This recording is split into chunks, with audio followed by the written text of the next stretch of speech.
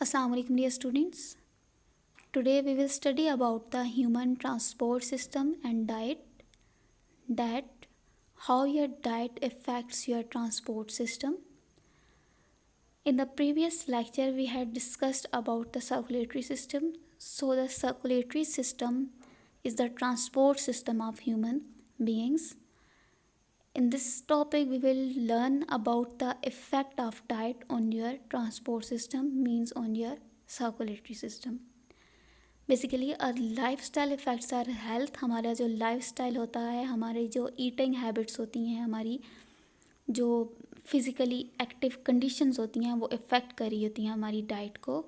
अगर हमारी जो ईटिंग है वो हेल्दी है, हम इनफ स्लीप ले रहे हैं, हम फिज़िकली एक्टिव हैं, एक्सरसाइज वगैरह कर रहे हैं, तो हमारी जो ट्रांसपोर्ट सिस्टम है वो एक्टिव होगा और हमारी बॉडी एक्टिव होगी.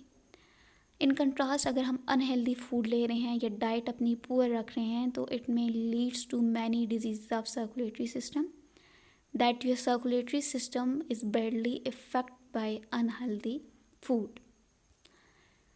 Hair we can study about the disease of circulatory system कि अगर आप अपनी डाइट का ख्याल नहीं रखते, आप पुअर डाइट लेते हैं, तो सर्कुलेटरी सिस्टम की डिजीज़ होती हैं, जिनमें हम कुछ डिजीज़ के बारे में यहाँ डिस्कस करेंगे. First is the coronary artery disease. Second is hypertension, means high blood pressure. Third is anemia. Basically there are 3 diseases of circulatory system. इसके अलावा भी आपके circulatory system की काफ़ी ज़्यादा प्रॉब्लम्स होती हैं, लेकिन यहाँ पे हम मेनली 3 diseases को डिस्कस करेंगे. First disease is the coronary artery disease. Coronary artery disease name indicate कर रहा है, it is related to the coronary arteries. So basically first of all we will discuss about the coronary arteries, that what are coronary arteries. अगर आपको याद हो तो हमने previous lecture में ब्रीफ सा कोरोनरी आर्टरीज के बारे में पढ़ा था, that these are the blood vessels that supply the heart with blood, oxygen and nutrients. Basically जब हम बात करते हैं कि आपका ब्लड जो होता है वो सर्कुलेट कर रहा होता है इन योर बॉडी और आपके हार्ट को ट्रांसपोर्ट हो रहा होता है through different types of blood vessels. तो वो ब्लड वेसल्स जो कि आपके हार्ट को ब्लड, ऑक्सीजन और न्यूट्रिएंट्स ट्रांसफ़र कर रही होती हैं, सप्लाई कर रही होती हैं, उनको कोरोनरी आर्टरीज कहा जाता है. So coronary arteries are the blood vessels that provide oxygen to your heart और blood to your heart.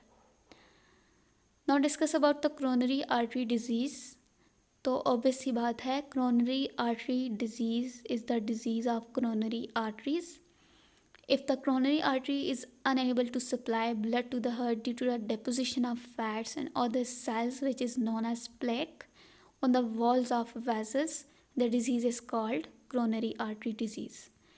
Means आपकी जब ये कोरोनरी आर्टरीज जो हैं वो नैरो हो जाती हैं या अनएबल हैं to supply blood to your heart due to some reasons, means अगर आप अपनी डाइट में फ़ैट्स कुछ ज़्यादा यूज़ कर रहे हैं, आप अनहेल्दी फूड ले रहे हैं, तो ये आपकी जो कोरोनरी आर्टरीज़ हैं वहाँ पे डिपॉजिट होना स्टार्ट हो जाती हैं, जिसको प्लेक कहा जाता है. और इस वजह से आपकी जो कोरोनरी आर्टरीज़ हैं वो नैरो हो जाती हैं और डिज़ीज़ कॉज करती हैं, which is known as coronary artery disease.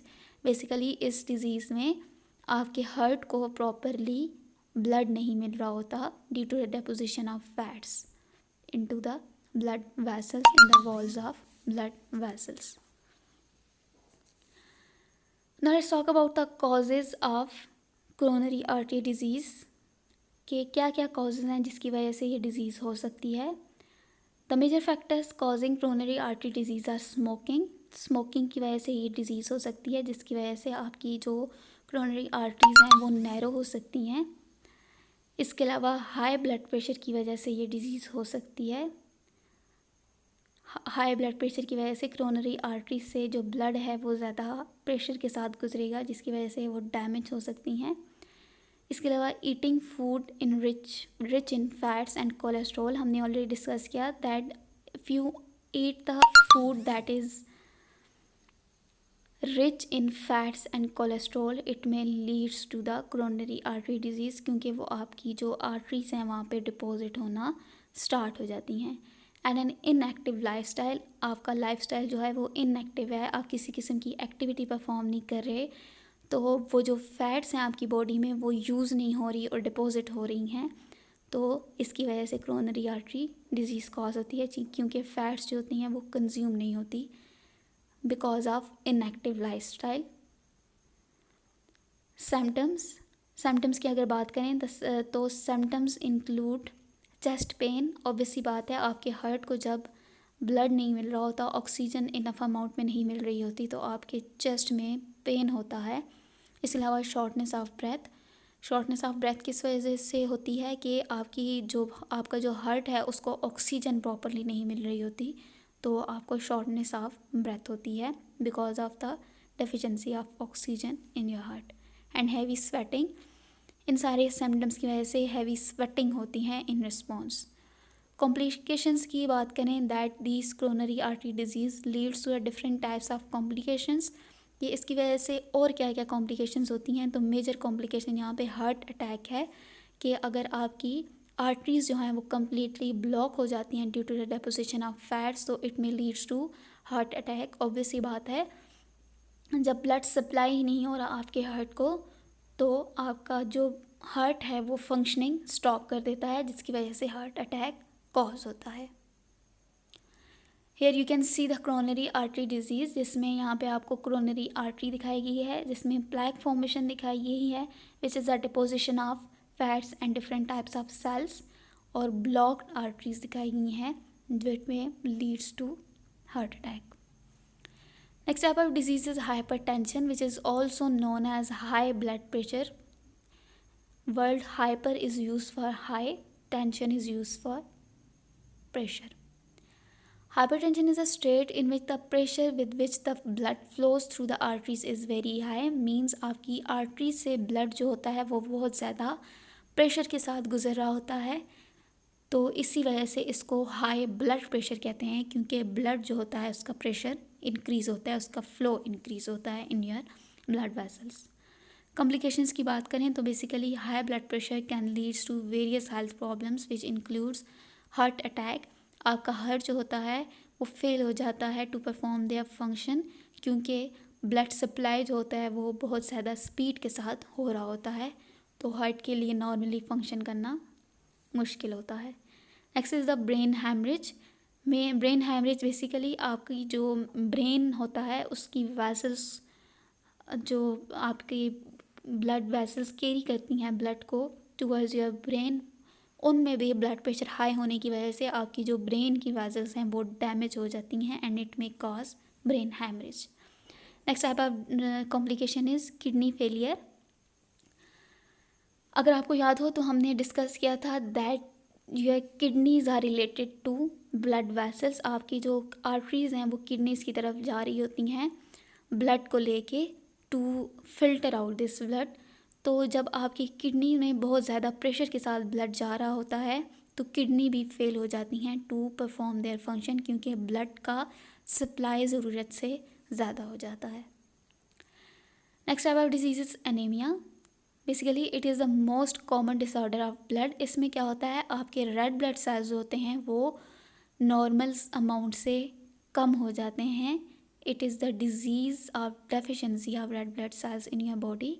It is a condition when a person lacks a adequate amount of red blood cells in the body to carry enough oxygen to the body's tissue.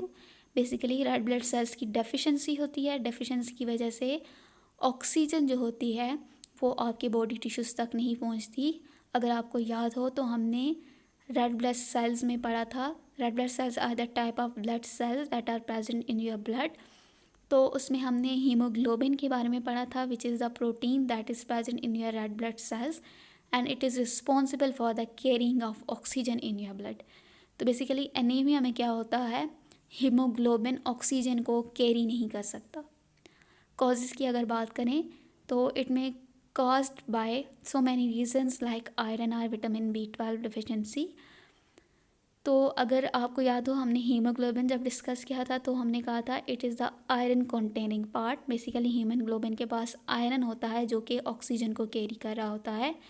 तो anaemia में क्या होता है, iron की deficiency हो जाती है, जिसकी वजह से हीमोग्लोबिन उस ऑक्सीजन को कैरी नहीं कर सकता। इसके अलावा vitamin B12 deficiency, vitamin B12 is the type of vitamin which is related to red blood cell. Abnormal destruction of red blood cells, ये डिज़ीज़ आपकी abnormal red blood cells destruction की वजह से भी हो सकती है, जिसमें आपके रेड ब्लड सेल्स जो होते हैं वो एबनॉर्मली डिस्ट्रॉय हो जाते हैं। And certain diseases like cancer and hepatitis, cancer और हेपेटाइटिस की वजह से भी एनीमिया हो सकता है, जिसकी वजह से रेड ब्लड सेल्स की अमाउंट कम हो जाती है in your body. Cancer is basically the abnormal growth of your cell, आपके जो बॉडी सेल्स होते हैं वो एबनॉर्मली ग्रो करते हैं, जिसकी वजह से आपके जो रेड ब्लड सेल्स होते हैं उनकी डेफिशिएंसी हो जाती है। Here you can see the normal red blood cells and anaemic red blood cells, amount जो होती है वो डिक्रीज हो जाती है, आप यहाँ पे देख सकते हैं। Next is the treatments of heart problems, that what is the treatment of heart problem. आप हार्ट प्रॉब्लम्स को ट्रीट कैसे कर सकते हैं, तो बेसिकली मेन आपके पास यहाँ पे ट्रीटमेंट है heart transplantation.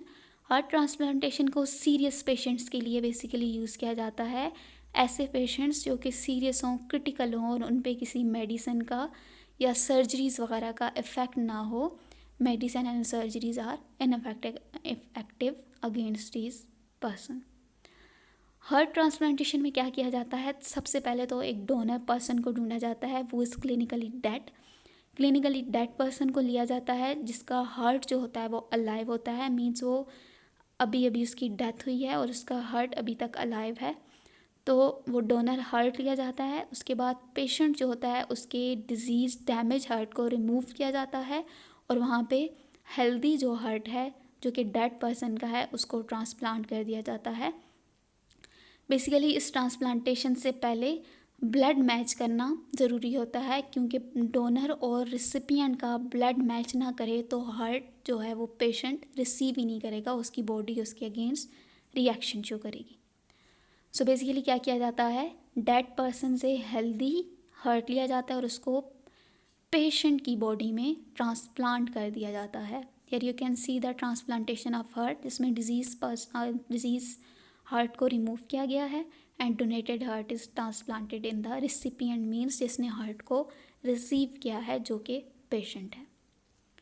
It was about the disease of circulatory system. यहाँ पे आपका सर्कुलेटरी सिस्टम कंप्लीट हो चुका है, मीन्स आपका transport system in humans complete हो चुका है। In the next lecture we will discuss about the transport in plants. I hope so कि आपको ये टॉपिक अच्छे से समझ आ गया है। आप इस वीडियो को बार बार रिपीट करके देखें, इसके अलावा इम्पोर्टेंट पॉइंट्स को अपनी नोटबुक पे लिख लें और अपने CBTs और अपने होमवर्क कंप्लीट कर लें।